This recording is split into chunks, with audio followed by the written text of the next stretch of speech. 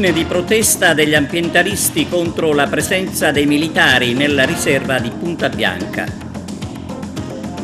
Paura a Santo Stefano di Quisquina per un vasto incendio che ha lambito anche il teatro Andromeda, la solidarietà dell'arcivescovo di Agrigento. Un altro weekend con le spiagge affollate ad Agrigento. Intimidazione per un primario dell'ospedale San Giacomo d'Altopasso. Calcio, basket ed equitazione nella pagina sportiva.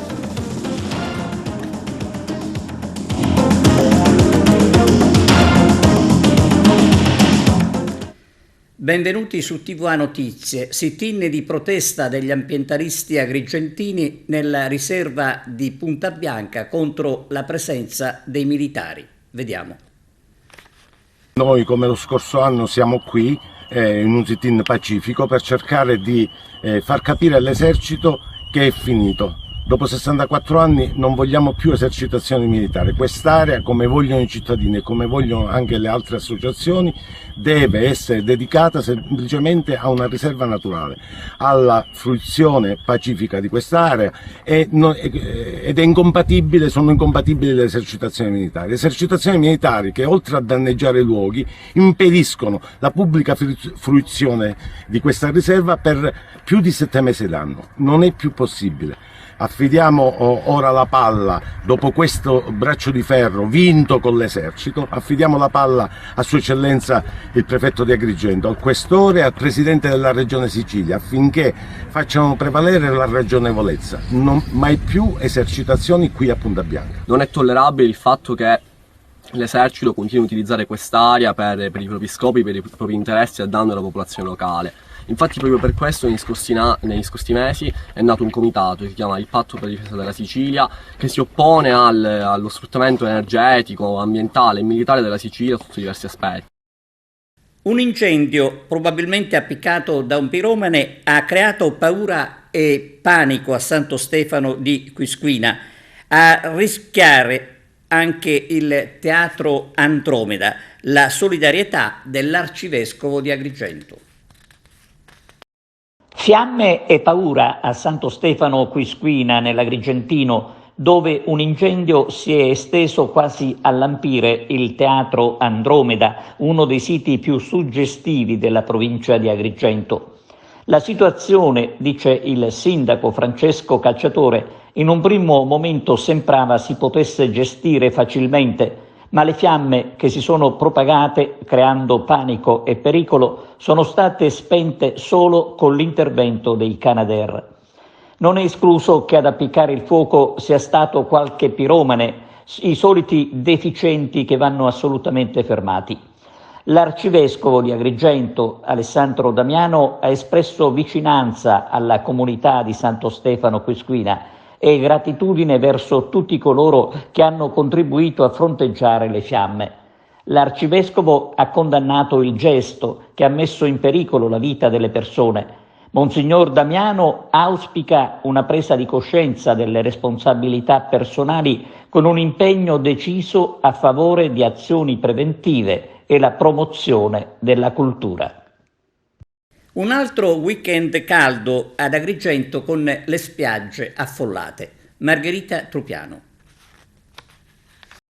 Bagnanti, turisti, sdraio, ombrelloni, spiagge affollate, mare calmo, acqua tiepida sono gli ingredienti dell'ultimo weekend che ha registrato estate piena sulle spiagge agrigentine. Un fuoriprogramma assoluto, seppur si sia abituati ad autunni miti. Mai era capitato che il 15 di ottobre fosse ancora caratterizzato da una così gradevole e inattesa possibilità di godere di mare e arenili. Turisti tanti, ma anche agrigentini che costumi indosso e ombrelloni alla mano, materassini e protezione solare hanno scelto di trascorrere il weekend in spiaggia che da una punta all'altra dell'isola ha offerto relax e bagni. inusuale, frutto di cambiamenti climatici, certamente, che probabilmente ci chiederanno il conto in appresso. Intanto non si può che lasciarsi avvolgere da questa estate fuori estate e apprezzare la possibilità che sta offrendo di destagionalizzare il turismo con buone conseguenze per l'economia locale. Ma i meteorologi avvertono: durerà ancora poco. L'autunno farà irruzione presto anche qui. Intimidazione per un primario dell'ospedale di Licata. 3 croci realizzate con bompoletta spray sono comparse nell'area dedicata alla salute mentale del San Giacomo d'Altopasso, con scritte minacciose nei confronti del primario Crapanzano. Ad indagare sono gli agenti del commissariato di Licata. Le telecamere di sorveglianza potrebbero aiutare gli inquirenti ad individuare i responsabili. Al Museo Griffo di Agrigento è inaugurata una mostra tra cinema e architettura. Arturo Cantella. Prefetto, un ponte tra Odessa, l'Ucraina e Agrigento? Certamente parlare di ponti e parlare di Ucraina è un argomento estremamente attuale, ma io vorrei dire qualcosa di diverso, cioè vorrei sottolineare che ancora una volta Agrigento è una città che produce cultura ancor prima dell'anno della cultura. È una città che produce cultura da tempo, il riconoscimento di capitale della cultura 2025 giunge quindi come appunto un riconoscimento e non un inizio.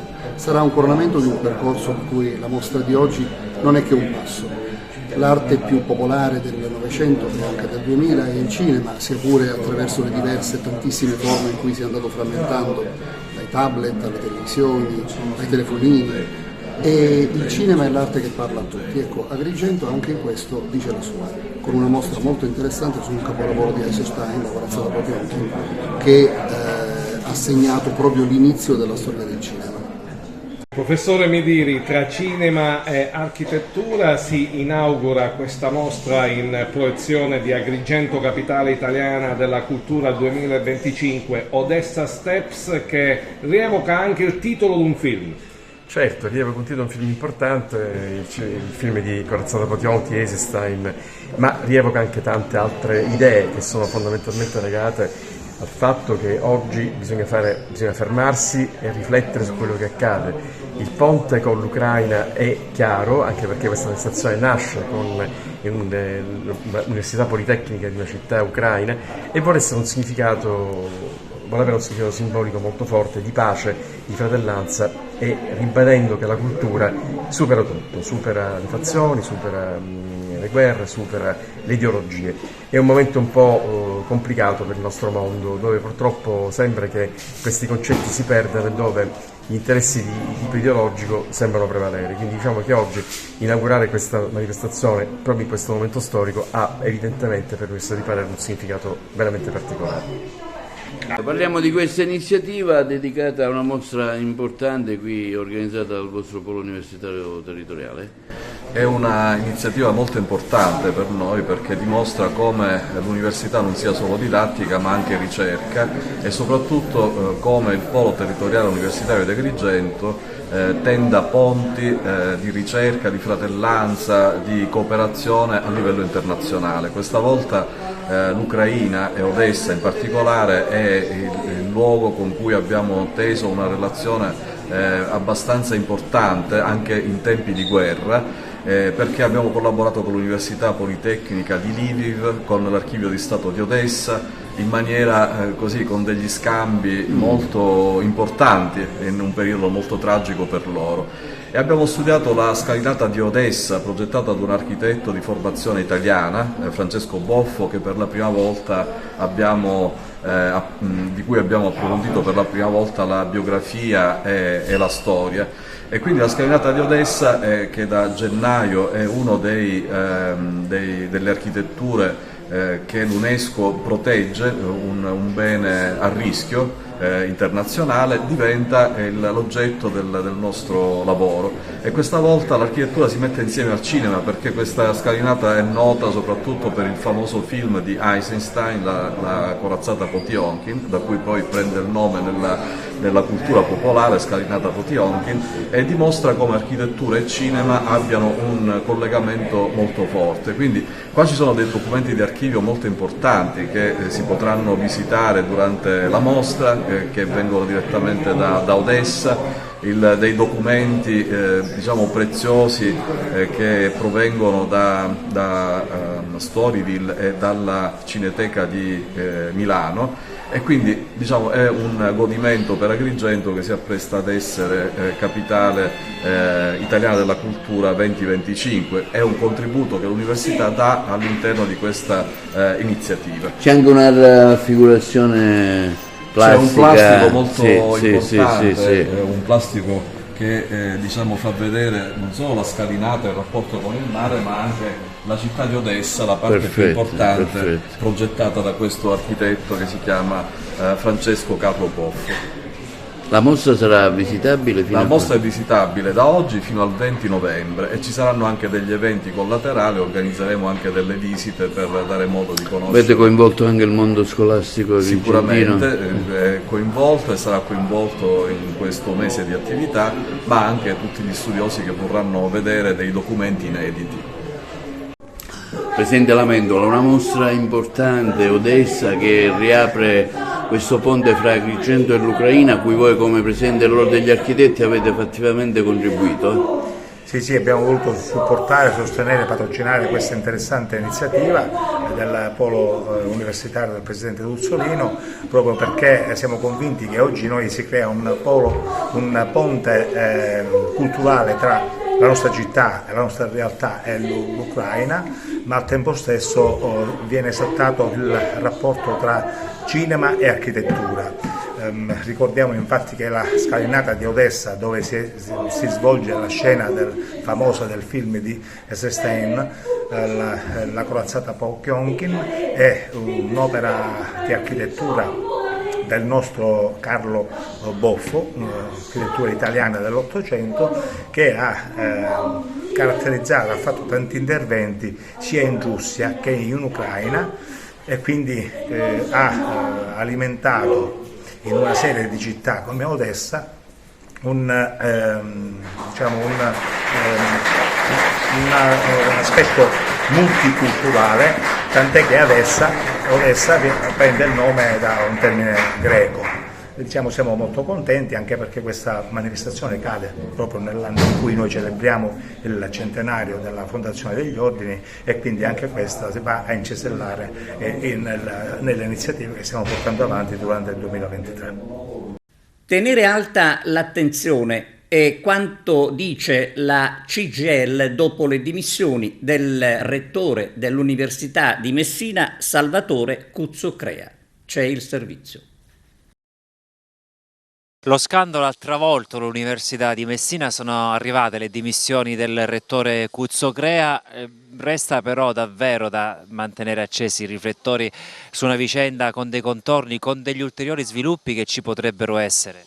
Sì, questo non è il primo scandalo che investe l'Università di Messina. Le categorie della CGIL assieme agli altri sindacati hanno chiesto le dimissioni del rettore, che poi sono arrivate. Il problema è anche l'humus, l'aria che si respira all'interno dell'università, dove pare che ci sia un appiattimento totale. Soltanto poche organizzazioni e poche persone hanno criticato l'operato del rettore, compreso il sottoscritto quando era segretario dell'FLC CGIL. La CGIL è in prima persona affinché l'università ritorni ad essere quel luogo di sapere, quel luogo soprattutto dove si deve professare anche trasparenza, perché quando si gestisce un'amministrazione così grande e importante come l'università, in questo caso quello di Messina, credo che nessuno, a cominciare dal rettore, possa avere degli scheletri nell'armadio e soprattutto delle ombre. Noi auspichiamo per il nuovo corso, soprattutto per quanto riguarda le elezioni alla carica di rettore, che si possa svolgere in tranquillità, soprattutto nel benessere degli studenti e di tutta la comunità accademica, ma credo anche della città di Messina. Eppure dati e statistiche ci raccontano di un'università in forte crescita, addirittura in alcuni settori tra le più importanti e le migliori in Italia. Cosa succede? Qualcosa non funziona? Ma questi sono degli aspetti che durante il Covid sono mutati, perché molti ragazzi non se ne sono andati più a nord, rimangono a Messina. Delle punte di avanzamento ci sono state, ma abbiamo in questo momento la criticità più grande, che è quella che riguarda gli alloggi degli studenti. Molte volte abbiamo cercato di interloquire con il rettore, ma non c'è stata quasi nessuna risposta dall'altro lato. Ci sono problemi in alcuni dipartimenti, problemi al Policlinico, soprattutto col pronto soccorso, che ricordo che è stato chiuso per dei lavori durante il mandato di Cuzzocrea, ancora non se ne vede la luce. Io credo che ci dobbiamo impegnare tutti quanti affinché i ragazzi capiscano che l'università è un luogo importante, dove si formano i ragazzi, dove si formano i cittadini del domani, e nessuno possa avere delle ombre, a cominciare dal rettore. Ha fatto bene a dimettersi, adesso la magistratura farà il suo corso e vedremo come andrà a finire. Un rettore che ha impostato anche un certo tipo di attività guardando alla città, pensiamo il fronte che ha interessato l'acquisto di immobili adesso ristrutturati, lei faceva riferimento alle residenze universitarie, i lavori all'ex Riviera, quella struttura dovrebbe ospitare gli studenti. Ecco, un'università che ha avuto anche un'espansione in questo settore in questi anni, quale potrebbe essere adesso lo scenario secondo lei? Beh, intanto c'è anche una rilevazione dell'ANAC sull'aggiudicazione dei lavori, per quanto riguarda questi immobili, e noi crediamo che il rettore debba assegnare questi alloggi agli studenti che ne hanno diritto, non soltanto ai più meritevoli, in base alla graduatoria che già esiste e che non viene utilizzata. Questo è quello che noi crediamo, senza nulla togliere al fatto che siano stati acquistati questi immobili, ed è un fatto positivo. Il punto di caduta è con quali criteri verranno assegnati questi alloggi. Al momento noi non abbiamo ricevuto alcuna risposta, o quelle che sono state date non sono soddisfacenti. Morto a 51 anni il comandante della stazione dei Carabinieri di Monte Aperto, Luigi Cafiero. Lutto nella frazione agrigentina, dove il sottufficiale era stimato per le sue doti umane e professionali.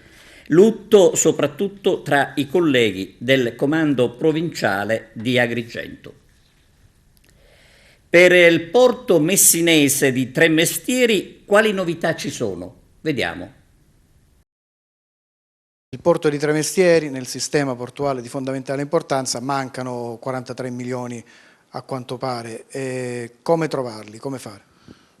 Sicuramente il porto di Tremestieri è una necessità per il sistema, lo è da decenni oramai per la città di Messina. Ne abbiamo bisogno proprio per poter razionalizzare il traffico dei traghetti e soprattutto liberare Rada San Francesco e inserirla all'interno di questo progetto di riqualificazione del waterfront demaniale nord, a cui stiamo lavorando e per cui fra l'altro fra qualche settimana oramai riceveremo anche le proposte al concorso di progettazione che abbiamo lanciato. Tremestieri, il Comune sta perseguendo una strada, noi per quello che è la nostra competenza, che era di cofinanziare l'opera, ci siamo impegnati e adesso lo faremo ufficialmente all'interno del bilancio di previsione che discuteremo entro il mese di ottobre con i nostri organi consultivi e gestionali. Ci impegneremo per quei 17 milioni che sono stati revocati dal Ministero per scadenza dei termini con il progetto PON. Per il resto abbiamo anche noi sostenuto le richieste del Comune al Ministero di coprire queste ulteriori necessità, però come dire, è il Ministero che deve mettere a disposizione queste risorse perché soprattutto sono state individuate come costi maggiori per effetto di un aumento dei prezzi, quindi all'interno di una previsione normativa che è gestita direttamente dal Ministero. E parliamo di teatro. Al via la nuova stagione al Pirandello di Agrigento. Applausi per i protagonisti e la soddisfazione del direttore artistico Francesco Bellomo. Peccato il silenzio di Mediaset e della RAI. Quando l'informazione rimane locale, potremmo riassumere così il silenzio di Rai e Mediaset sull'avvio della nuova stagione teatrale ad Agrigento. Niente spazio per Todo modo di Leonardo Sciascia, la prima nazionale al Teatro Pirandello con Pino Quartullo e Isabel Russinova e soprattutto lui, Fabrizio Catalano, nipote di Sciascia e regista.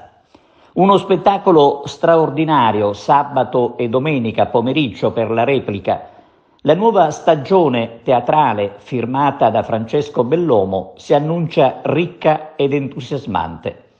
Basta scorrere la lista degli spettacoli che ci attendono e il cast di ciascuno. È sufficiente citare qualche nome, Edoardo Leo ad esempio, o Barbara De Rossi, Lunetta Savino, Carlo Buccirosso e il nostro simpaticissimo Gianfranco Iannuzzo. Peccato, dicevamo, che nessun telegiornale della Rai e di Mediaset, neppure quello della TGR Sicilia, abbia parlato dell'evento, ignorandolo completamente. Magari torneranno a raccontare altre bugie su Agrigento, perché fa sicuramente audience.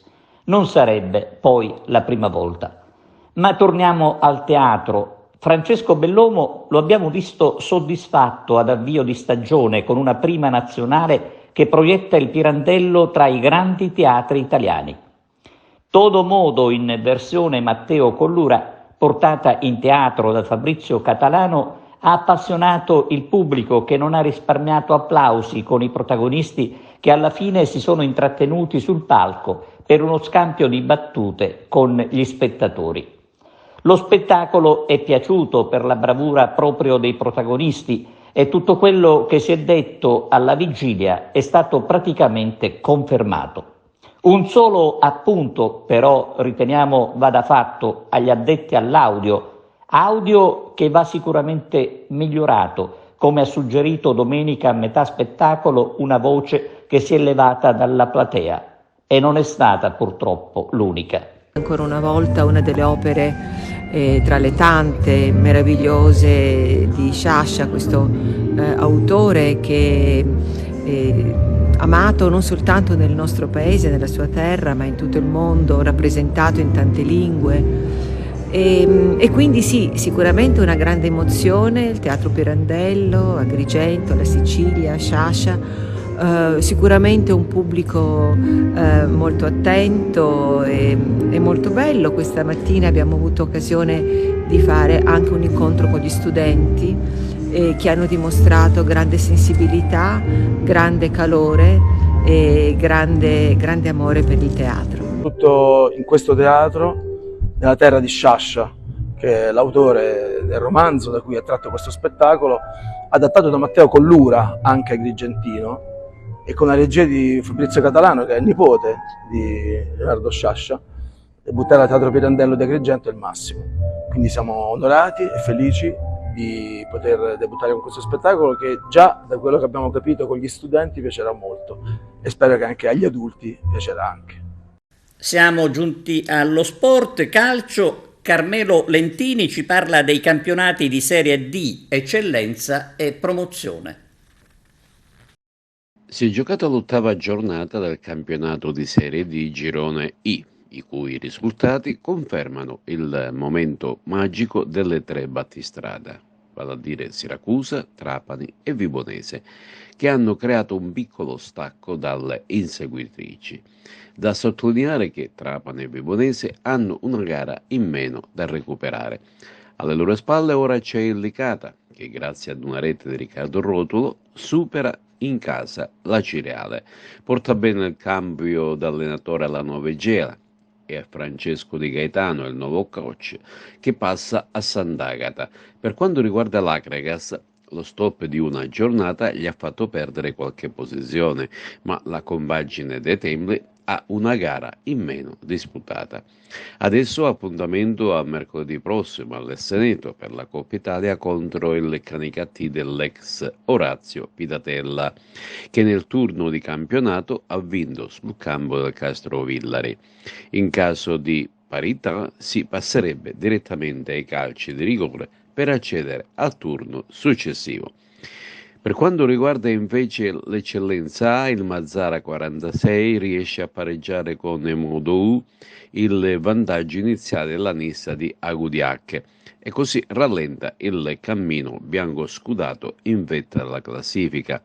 Ne approfitta la Profavara che, superando il Castellammare per 3-1, si riporta a -3 dalla stessa squadra nissena.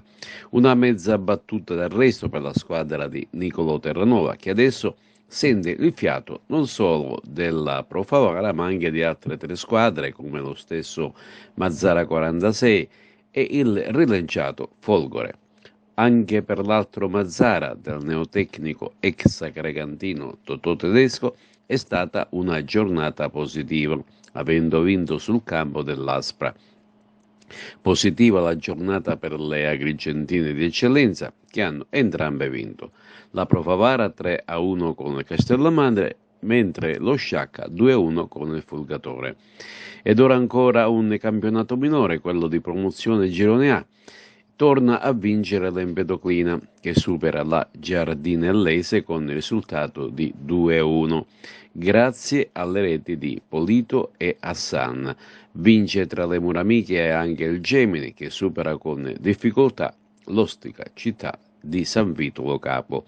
Male invece le altre agrigentine. Il Casteltermine in casa con il Marsala, il Camarate sul campo ostico e difficile del San Giorgio Piana. Il Profavara vince con il Castellammare per 3-1. Giuseppe Moscato. Continua la serie positiva per la Profavara, che sembra avere dimenticato l'uscita dalla Coppa Italia per concentrarsi sul campionato d'eccellenza, dove non ha mai nascosto l'ambizione di vincerlo. Ieri doveva essere una gara casalinga, ma si è giocata ancora una volta sul campo della San Cataldese a causa dell'indisponibilità dello stadio Bruncoleri, interessato da lavori di ristrutturazione che ci dicono già finiti. Vittoria per 3-1 sul Castellammare, che vuol dire secondo posto in classifica dietro la Nissa, alla quale la Profavara ha anche rosicchiato 2 punti.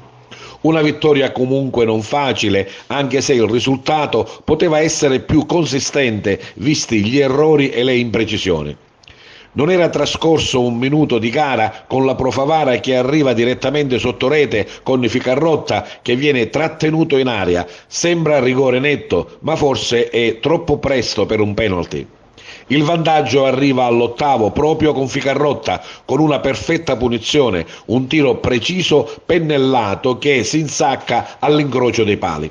Profavara ancora vicina al raddoppio con un clamoroso doppio palo in sequenza colpito prima dalla Piana e poi da Cannavò.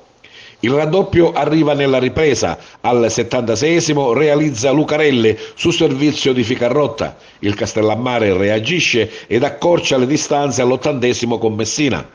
Il 3-1 finale arriva all'87esimo sul rigore, trasformato da Garufo per atterramento di Retucci. La Profavara accorcia lo svantaggio dalla capolista Nissa, va al secondo posto, ma anche il Castellammare esce a testa alta con un avversario sicuramente superiore. Sì, credo di sì, credo che abbiamo fatto una buona gara, è anche vero quello che dice lei, che noi riusciamo a creare tanto, non riusciamo a fare gol, magari ogni tanto per qualche imprecisione, ogni tanto il palo, la traversa e poi ci complichiamo anche noi la vita, dando anche spazio agli avversari quando possiamo secondo me chiudere le partite e non dare modo di poter rischiare fino alla fine. Si poteva chiudere sicuramente prima e poi abbiamo avuto anche, come dicevo prima, un po' di stasi. Perché? Ma purtroppo è la caratteristica in questo momento da questa squadra, dopo che riusciamo a fare gol, a creare 3-4 situazioni, poi abbiamo un attimo dove forse ci rilassiamo un po' troppo perché pensiamo di avere la partita in mano e invece non è così, perché appena noi abbassiamo un attimo l'attenzione, la concentrazione, riusciamo a metterci anche noi stessi in difficoltà, e questa è una cosa in cui dobbiamo lavorare perché non ce lo possiamo permettere. Abbiamo rosicchiato qualche punticino alla Nizza. Sì, ma il campionato è lungo, lo sappiamo, noi dobbiamo continuare a fare quello che abbiamo fatto fino adesso, bisogna dare continuità ai risultati che abbiamo fatto mercoledì con lo Sciacca, poi sabato e adesso quello che abbiamo fatto oggi col Castellammare. Adesso abbiamo 2 giorni in cui stacchiamo, i ragazzi hanno il giusto che si riposano e poi da martedì penseremo alla prossima partita.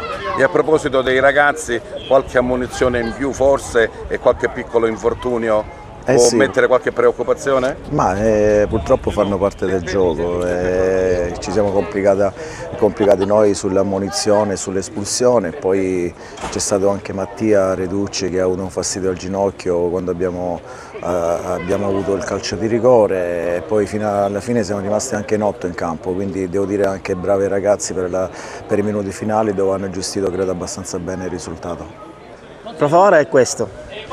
Non ci possiamo aspettare 2 tempi allo stesso livello, anche perché vanno molto forte, quindi queste pause piano piano si devono equilibrare, ma quello ci penserà il mister. Per me è importante che abbiamo vinto. Un po' di nervosismo in più forse in campo, perché?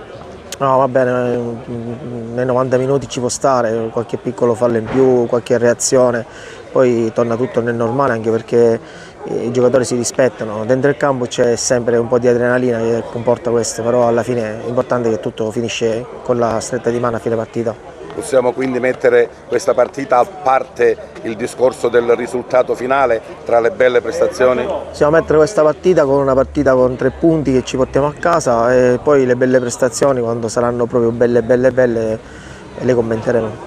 Sapevamo di incontrare una squadra difficile da affrontare perché negli anni ha sempre mantenuto lo stesso gruppo, quindi ha sempre fatto campionati buoni ottenendo risultati che ogni anno si sono prefissati, quindi era una partita molto ostica, giocata in un campo difficile, perché abituarsi a un sintetico così dopo aver cambiato tanti campi non era semplice per noi, però siamo stati bravi ad adattarci e portare a casa i 3 punti.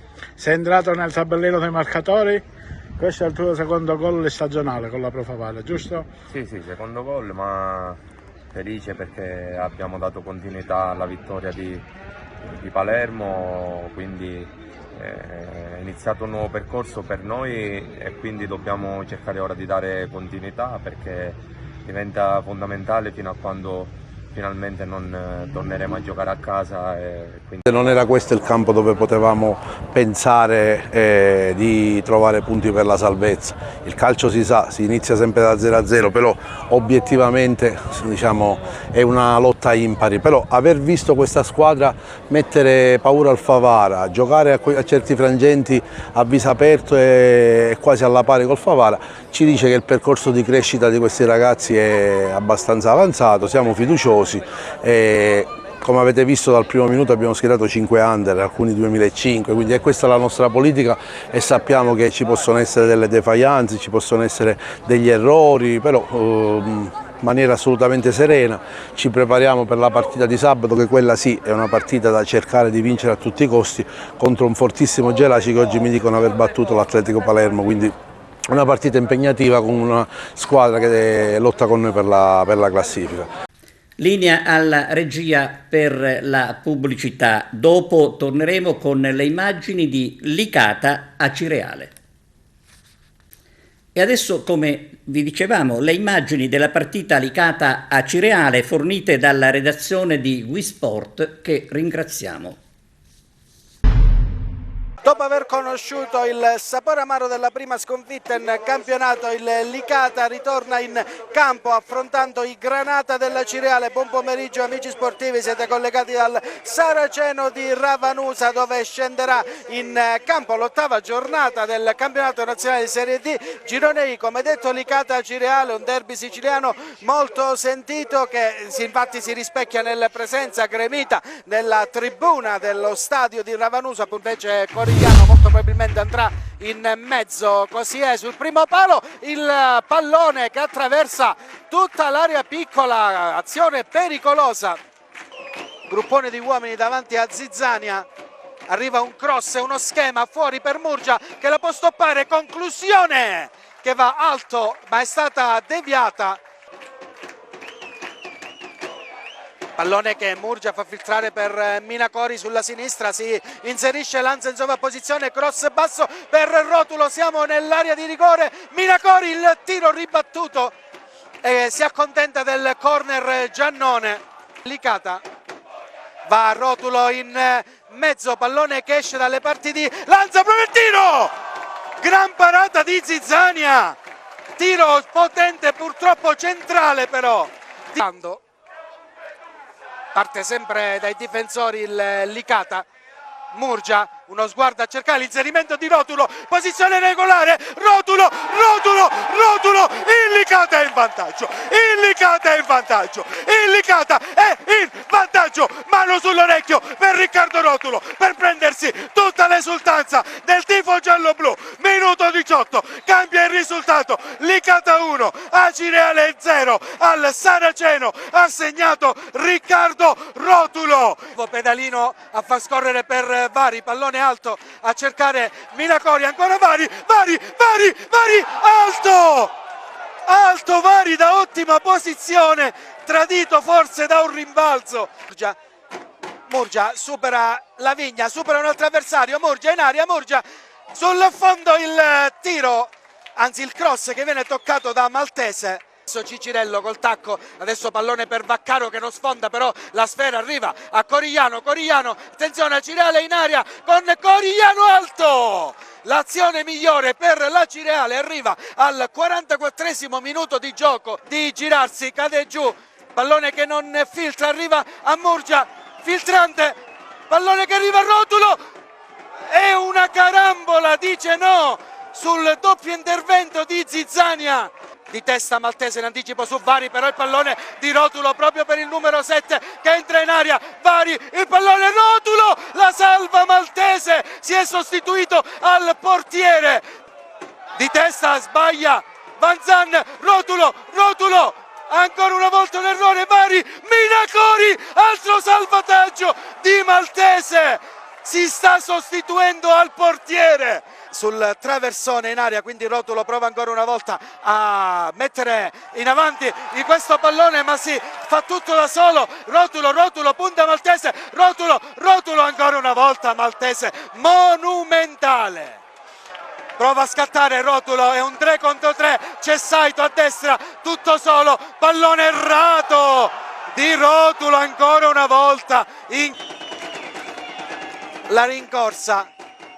Cross in mezzo e la tocca per ultimo proprio Maltese che sbaglia da pochi passi a cercare Corigliano, Currò gli ruba palla, triplice fischio, game over al Saraceno di Ravanusa, il Licata vince 1-0, torna alla vittoria dopo la sconfitta di Reggio e si porta a quota 15 in campionato, una gara sofferta più del dovuto per i tanti errori sotto porta, ma è bastato il gol di Riccardo Rotulo al minuto 18 per dare quindi la vittoria al Licata, quarta vittoria in campionato per gli uomini di Romano che adesso si abbracciano a centrocampo, vittoria meritata per i giallo-blu che ritornano così a sorridere.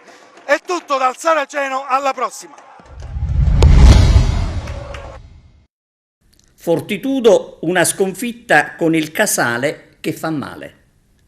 Allora, torniamo con un grande rimpianto perché questa partita sembrava poter tornare sui nostri binari prima poi dell'accensione di Kelly che ha spaccato la partita con delle iniziative individuali notevoli. Complimenti a Casale sicuramente per la vittoria perché l'hanno meritata nel momento decisivo, sono stati più concreti di noi. Da parte nostra in questo momento noi dobbiamo fare un'analisi molto chiara. È evidente che abbiamo un problema di condizione con uno dei nostri due americani, perché se in una partita così tirata uno dei nostri americani fa un punto, ma si vede che non sta bene. Penso sia un dato di fatto, non dobbiamo usarlo come alibi, anzi, dobbiamo fare di tutto adesso per ritrovare la miglior condizione possibile con una settimana davanti che ci porterà alla partita di Treviglio, e l'unico modo per farlo è andare in palestra, ammazzarsi di lavoro, alzare il livello di energia, intensità, autoesigenza, perché non si può fare altro. Cioè, le parole in questo momento servono perché serve supporto, perché non bisogna distruggere quanto di buono questo gruppo ha, però bisogna anche rendersi conto che quello che c'è adesso non basta. Non basta per tante cose, quindi con tutte le responsabilità di ogni ambito, a partire dal mio, di quello tecnico, lavoriamo e cerchiamo di rimettere in piedi una stagione che è iniziata non bene, sicuramente di cui non siamo soddisfatti, ma che sono sicuro che questo gruppo ha dei valori e nessuno farà un passo indietro, anzi saranno tutti spinti a fare un passo in avanti per cercare di risollevare questa situazione. È chiaro che c'è tanto rammarico, non te lo nascondo, nelle mie parole c'è molto rammarico perché ho visto i ragazzi delusi, però questo momento è quello che c'è e dobbiamo fare di tutto per risolverlo. Equiturismo in crescita in provincia di Agrigento. 40 cavalieri nella riserva di Torre Salsa. A fare da guida il sindaco di Montallegro Giovanni Cirillo. L'ecoturismo sta migliorando sempre di più, è sempre in crescita. Abbiamo fatto l'ippovia. Questa sarà una delle zone che verrà sicuramente collegata all'ippovia, che è della Venternesitana.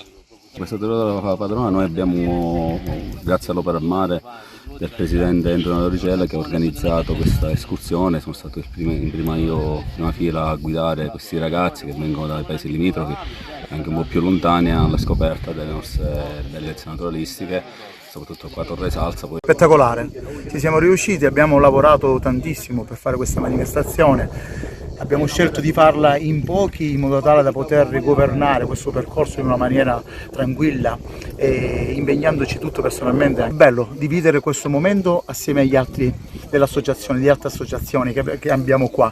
Ringrazio il sindaco di Montallegro che sta facendo di tutto per poter dare uno sviluppo a questo territorio, un territorio che è da scoprire, un territorio che è incantevole, splendido, è la fine del mondo. Poi siamo in una risorsa naturale di Torre Salsa, qua siamo precisamente a Fungitelli, un percorso disegnato dove attacchiamo i nostri cavalli, quindi grazie di tutti a quelli che ci hanno aiutato a fare questo percorso, a fare questa manifestazione. Bisogna fare un plauso al sindaco di Siculiana che in questa riserva ha già provveduto a fare una sistemazione per il futuro per i cavalli, attrezzare per una sosta per il cavallo e fare un percorso per i cavalli, che è molto importante per lo sviluppo del nostro territorio. Complimenti sindaco di Siculiana. È un bellissimo percorso, soprattutto stare tra mare e cavalli, il sogno della vita. Grazie a Giuseppe Manzone ho iniziato a cavalcare. E quando ho iniziato a cavalcare la prima volta è stata un'emozione immensa. A 8 anni ho iniziato a fare equitazione a Villafranca. Mio papà mi ha comprato un cavallo che si chiamava Nuvola. E poi quando sono diventata più grande mi ha comprato Moilena. Questa passione al cavallo mi è piaciuta perché mio zio aveva sempre cavalli. Io sono nata e mi hanno messo subito sul cavallo. Sempre presente. Ringraziamo l'associazione L'Opera a Mare. Siamo disposti a organizzare qualsiasi escursione per ingrandire quanto riguarda la nuova ippovia. E volevo anche ringraziare la presenza del nostro sindaco di Montallegro, Giovanni Cirillo. Spero di non aver dimenticato nessuno per quanto riguarda i ringraziamenti. È uno sport meraviglioso, non tanti lo capiscono, ma esce a vista d'occhio, grazie a Dio. Chi ha la possibilità di avvicinarsi per una volta è come una droga. Cosa si può fare? Si può fare, ne approfitto per dire che c'è un istruttore molto professionale, si chiama Sandro Ceccarelli, che è il cuore dell'azienda. Si può fare di tutto con il cavallo, passo, trotto, galoppo, salti, ostacoli principalmente, ippoterapia che è molto in crescita, abbiamo tanti risultati e sono i ragazzi che pagano a noi con i loro risultati. E poi le passeggiate che è il nostro sport. Abbiamo concluso, grazie per la vostra attenzione e arrivederci.